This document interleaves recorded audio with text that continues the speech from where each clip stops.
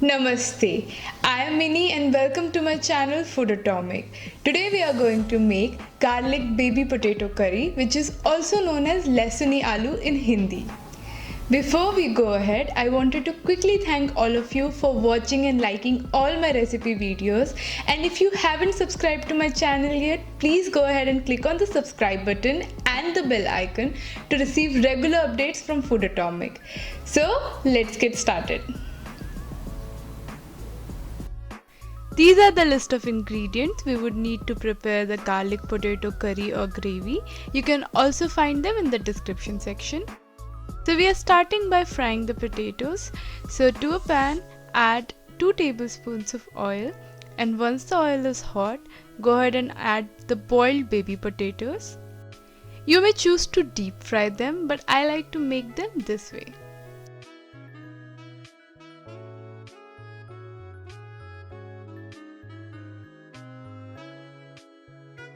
Once they are slightly golden brown, I'll switch off the heat and set them aside.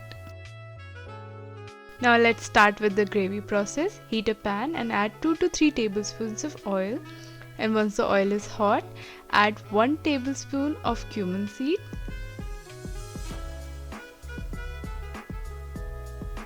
Then add 1 finely chopped medium onion. Stir fry the onion. Cook the onion over medium or low heat till they are golden brown.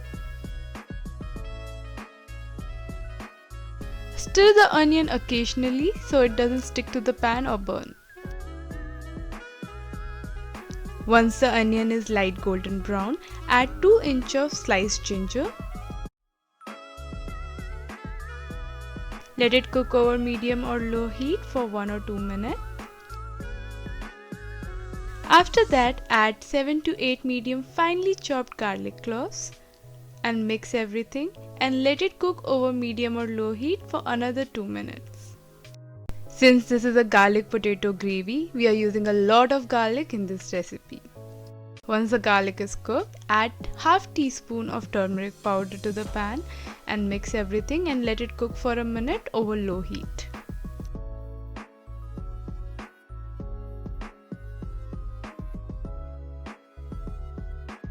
Meanwhile, we are preparing the chili cashew tomato paste.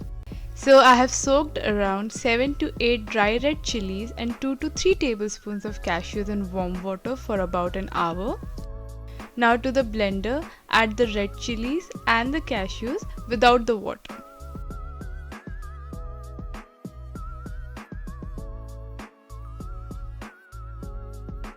Then add 2 medium roughly chopped tomatoes and churn them to a fine paste.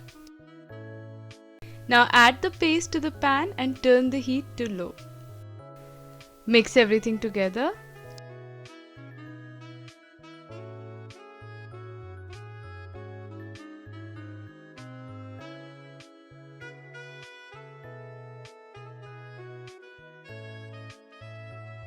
Once everything is mixed well, let it cook till the gravy releases the oil. As soon as you see the oil oozing out from the gravy, go ahead and give it a mix. Now add 2 teaspoons of salt or salt as per taste, 1 tablespoon of cumin powder. You can also add some black pepper powder if you like, but I have already added some red chilies, so I'm not going to add any further spices. Give everything a mix and let it cook for 2 minutes over low heat. I have rinsed some water in the blender. I'm adding that same water to the pan now. You can add the amount of water as per the thickness you want in your gravy. With this particular recipe, I prefer the gravy to be on the thicker side. And remember that the gravy will get even thicker once you switch off the heat. Now it's time to add the potatoes to the pan. Mix everything well. Let the potatoes cook in the gravy for about 4 to 5 minutes. If you feel that the gravy is thicker for you, you can go ahead and add a little water to it.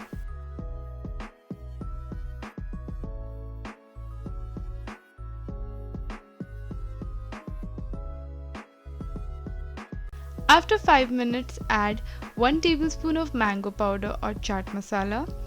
Then add 1 teaspoon of garam masala or powdered ground spices, and finally I'm going to add 1 teaspoon of crushed kasuri methi, also known as sun-dried fenugreek leaves. Mix everything well and let it cook for a minute.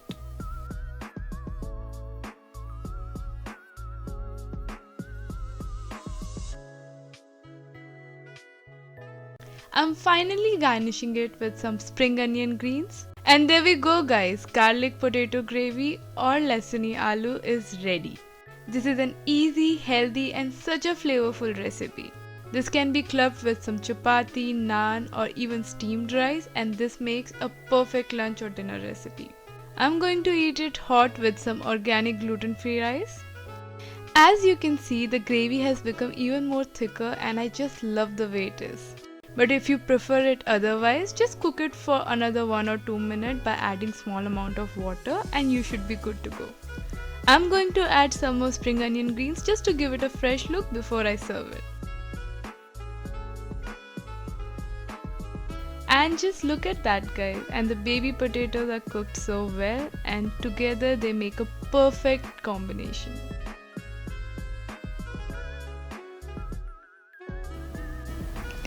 This is a flavorful and easy recipe which can be done in a jiffy. So do make it at home and I would love to hear your feedback in the comment section. This is all I have for today guys. I'll see you soon with another interesting vegan recipe. Until then, bye.